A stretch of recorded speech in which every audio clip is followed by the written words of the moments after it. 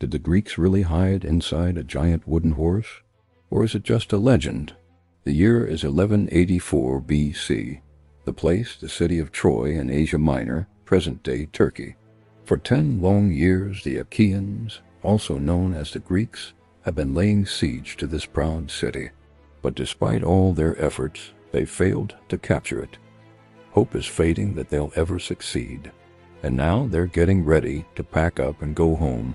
But wait, before they leave, they plan to leave Troy one last gift, a gigantic wooden horse that would put any child to shame. Now you might be wondering, who wants a giant wooden horse?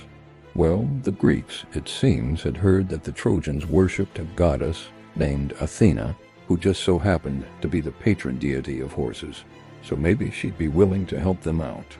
And what better way to ask for her assistance than by building her a truly magnificent horse? And so it was done. The Greek warriors set to work with their saws and hammers, crafting a majestic steed made of wood so strong that even Athena herself would surely take notice. Once finished, they paraded it around the walls of Troy, shouting loudly for the attention of the gods. "Hey Athena, over here. We made you a horse. Please help us defeat the Trojans." You can probably guess that this didn't exactly go according to plan. The Trojans, terrified of another Greek attack, refused to take the bait, leaving the horse outside the city gates. Instead, they continued to party inside their walls, celebrating the apparent departure of their enemies. But this too was part of the plan, because what the Greeks had actually done was sneak a small army into the horse. Men who hadn't been involved in the battle and therefore still had plenty of fight left in them. While the other Greeks pretended to sail away, leaving the horse behind as a peace offering, these elite warriors stayed hidden inside the horse, patiently waiting for their moment to strike. And strike they did that night, bursting out of the horse and opening up the gates of Troy for the rest of the Greek army to enter. This caught the Trojans completely by surprise, and they were utterly overwhelmed. Their best warriors were away fighting the Greeks outside the city, and their defenses were completely unprepared for an attack from within. Troy was soon sacked and burned to the ground. Menelaus reclaimed Helen, and the Greeks went home, bringing an end to the long and bloody Trojan War. Okay, hold on. Rewind. Let's go back to the beginning. We now live in a world where anyone can make themselves look like a major Hollywood production company without the big budget. Thanks to new AI technologies, it's easier than ever to fake reality and pass it off as fact. In today's video, we are going to explore one of history's most famous stories and ask whether it's true. Is the Trojan horse nothing more than a clever ruse cooked up by the Greeks to finally defeat the Trojans, or could there be some truth behind the legend? Along the way, we'll separate the truth from the lies and uncover all the secrets behind one of the most iconic stories of all time. So sit back, relax, and get ready for the ride of your life, because we are about to journey through time to find out what really happened to the Trojan horse. The legend of the Trojan horse has captured the human imagination for centuries. It was first recorded by the ancient Greek poet Homer in his epic poem, the Iliad, which tells the story of the Trojan War. According to Homer, the war began when Paris, a prince of Troy, abducted Helen, the wife of the Spartan king Menelaus. The Greeks, led by Menelaus and his brother Agamemnon, king of Mycenae, assembled a massive fleet and sailed to Troy to demand the return of Helen. But when the Trojans refused, the Greeks laid siege to the city. After fighting for 9 years with no clear victor, the Greeks grew weary of the war and wanted to go home. But before they left, they decided to leave the Trojans one last parting gift, the Trojan horse. The Greeks built a large wooden horse and hid a small number of soldiers inside. They then left the horse outside the city gates and sailed away. The Trojans, believing that the horse was a peace offering, brought it inside their city. However, that night, the Greek soldiers emerged from the horse and opened the gates for the rest of the Greek army to enter. The Greeks then proceeded to sack and destroy the city of Troy. But Homer wasn't the only one to write about the Trojan horse. The Roman poet Virgil also mentioned it in his epic poem, the Aeneid. he slightly altered the details of the story, claiming that the horse was built by the Greeks to honor the goddess of wisdom, Athena, and that it was brought inside Troy by Laocoon, a Trojan priest who warned of the possible danger of accepting such a large and imposing structure. Unfortunately for him, he was ignored, and the ensuing disaster proved him right. From there, the story spread throughout Europe and was retold many times by various writers.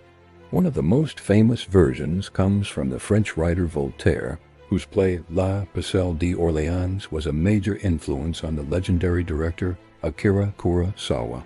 Kurosawa's movie Ran is loosely based on King Lear, but it's set in feudal Japan and includes the Trojan Horse as a plot device. When the aging lord decides to divide his kingdom among his 3 sons, the eldest 2 conspire to kill him and take the throne for themselves. However, the youngest son teams up with a neighboring lord and uses a massive wooden horse to storm the castle and defeat his brothers. However, that's not the only piece of fiction inspired by the Trojan Horse. The story has also been used as the basis for several animated movies, including the 1981 film The Story of the Trojan Horse, which was produced by Rankin Bass Productions, the same people who brought us Rudolph the Red-Nosed Reindeer and Frosty the Snowman.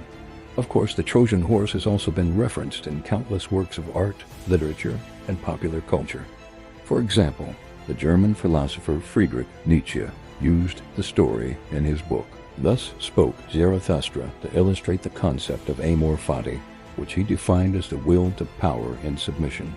Meanwhile, the English poet Alfred, Lord Tennyson, drew inspiration from the Trojan Horse when writing his poem The Coming of Arthur, in which the wizard Merlin warns King Arthur about the dangers of trusting outsiders.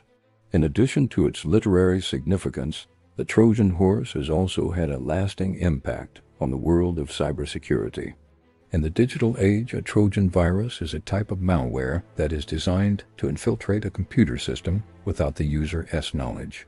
Like the Trojan Horse in Homer's epic, these viruses can lie dormant for long periods of time before activating and causing damage. Fact or fiction? So let's get down to brass tacks. Was the Trojan Horse really a thing, or is it just a fairy tale? Some historians argue that the story of the Trojan Horse is nothing more than a literary device used by ancient poets to add drama to an otherwise boring siege. After all, the idea of a city being defeated by its own citizens is a pretty creative one. Others suggest that the horse may have been a mistranslation or a metaphor that got lost in the oral tradition of storytelling. Still others believe that the Trojan Horse is purely mythical and was created to explain how the city of Troy eventually fell. What's interesting is that there's evidence to support each of these theories. For instance, the ancient Greeks kept detailed records of their military campaigns, but there's no mention of a Trojan horse anywhere. On the other hand, the Romans were known for their elaborate siege engines, which were often used to great effect during battle. Some historians believe that the Trojan horse may have actually been a type of siege engine that was used by the Romans to breach the walls of Troy. There are several ancient statues depicting warriors emerging from a large wooden tower, which could possibly be a representation of the Trojan horse. Additionally, the Greek historian Herodotus mentions a wooden tower that was used in the siege of the Persian city of Babylon. Although it doesn't specifically say that the tower was a Trojan horse, it's possible that the two are related.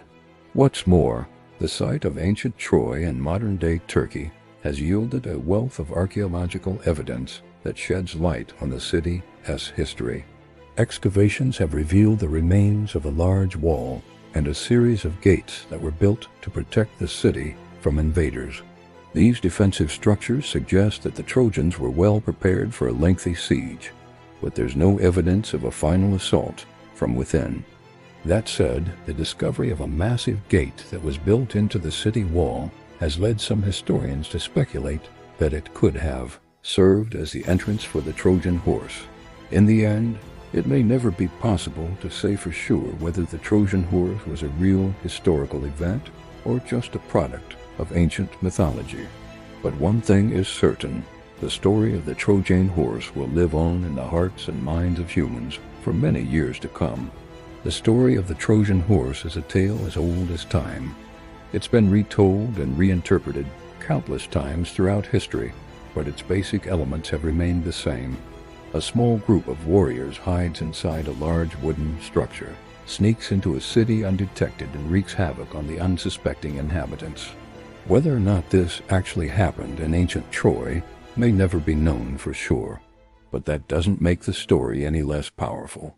In fact, it is precisely because of the ambiguity that the Trojan Horse has been able to capture the human imagination for so many centuries. We may never know whether the Trojan Horse was a cunning military tactic, a mythological creation, or something else entirely. But that's part of what makes the story so fascinating. It's a blank slate onto which we can project our own beliefs and assumptions.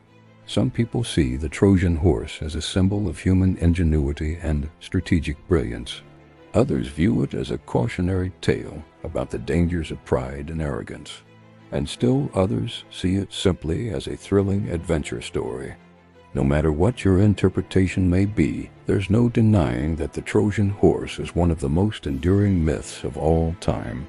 It's been immortalized in works of art, literature, and film, and its influence can be seen in everything from classical statues to modern cartoons.